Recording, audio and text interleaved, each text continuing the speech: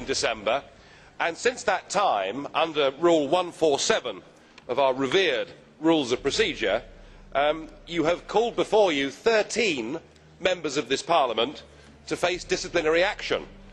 And it seems to me that this has been done on a pretty arbitrary basis.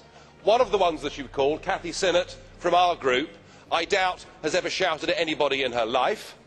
Another one of the members that you called to appear before the headmaster's study, an Austrian member, was actually in Frankfurt on the day, so he must have one hell of a voice, mustn't he? And I ask, why only 13? There were about 80 of us involved in these so-called disturbances. In fact, you named me yourself in the Conference of Presidents as being one of the causes of the trouble. So why am I not being punished? I'm Spartacus. I'm Spartacus. Oh my, I'm Spartacus.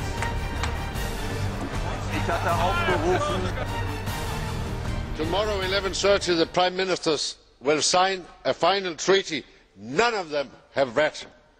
They sign a bundle of amendments they cannot even understand. Yesterday, the Danish Parliament refused a referendum on a treaty they have not read. They breached the Danish constitution. All negotiations in the IGC and the Linguistic Lawyers Group have been kept absolutely secret towards many members in this Parliament. First, they undo 2 referendums rejecting the constitution. Then they negotiate in secret and keep the content under a new name. The Lisbon Treaty will dissolve the existing EU, establish a new state with joint citizenship, legal personality and all tools of nation states. Most laws will be adopted by civil servants in secret. Democratic deficit will grow.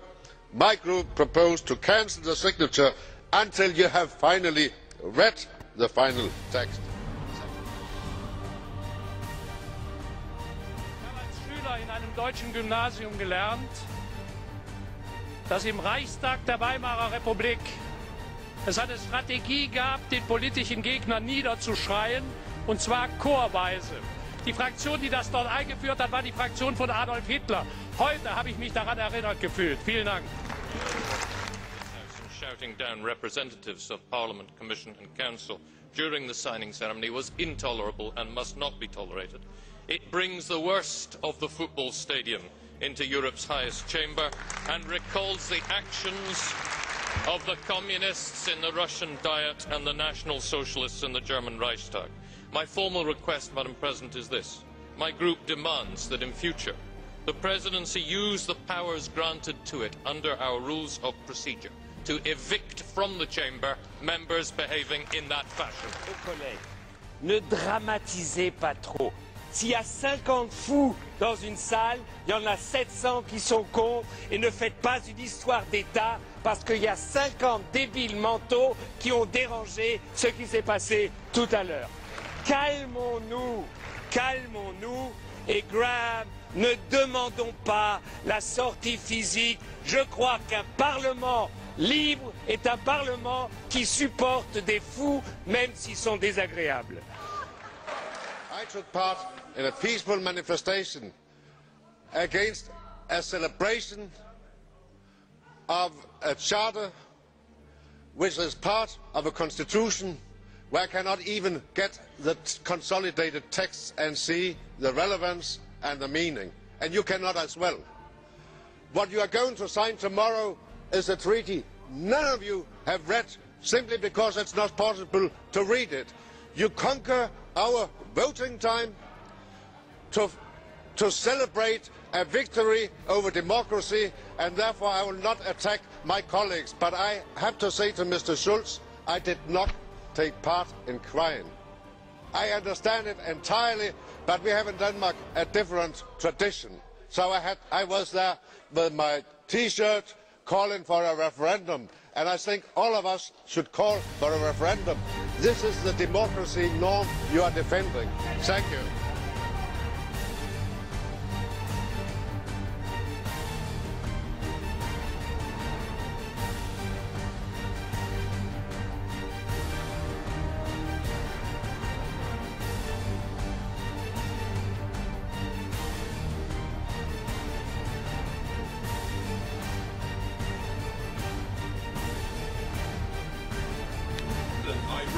Rule 170, paragraph 4, to make the point that this proposal that we're being asked to vote on gives the President of this Parliament such arbitrary and dictatorial powers that no one that believes in democracy would ever even consider it.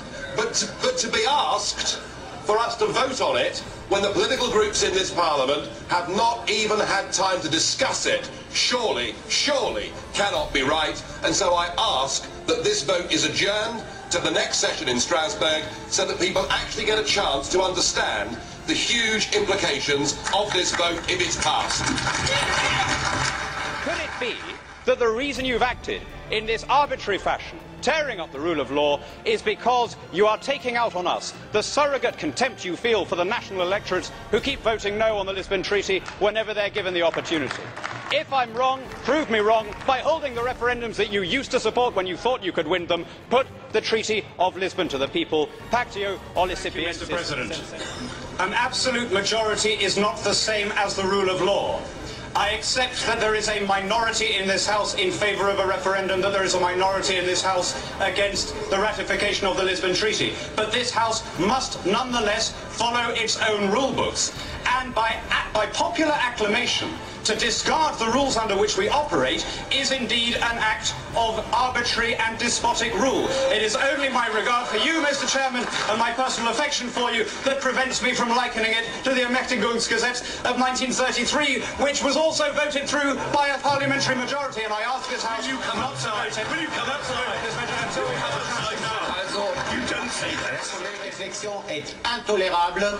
Nous allons prendre des sanctions internes au niveau du groupe et je vais demander l'exclusion de M. Hannan au niveau de notre groupe.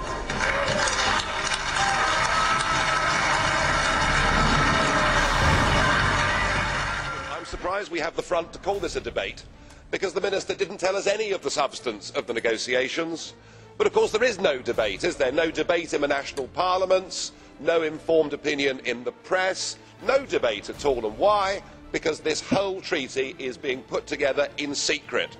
And that is being done because you don't want to involve the citizens of Europe. You're fearful that the more they find out about your grandiose plans, the more likely they are to vote no.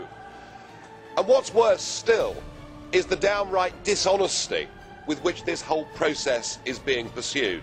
For Angela Merkel, in a letter, to talk about the proposal, to use different terminology without changing the legal substance, I mean, it's Alice through the looking glass stuff, isn't it? It's the twisting of language. It is the deliberate attempt to stop there being free and fair referendums in European countries. It's your plan to act like a bulldozer, just to sweep aside the French referendum result, the Dutch referendum result, to pursue your political goals without taking the people with you. Well, I've no doubt you think that you're going to get away with it. But if you're proud of your European project, if you're true Democrats, then you join me in the call for let the people decide their own future. Don't foist it upon them.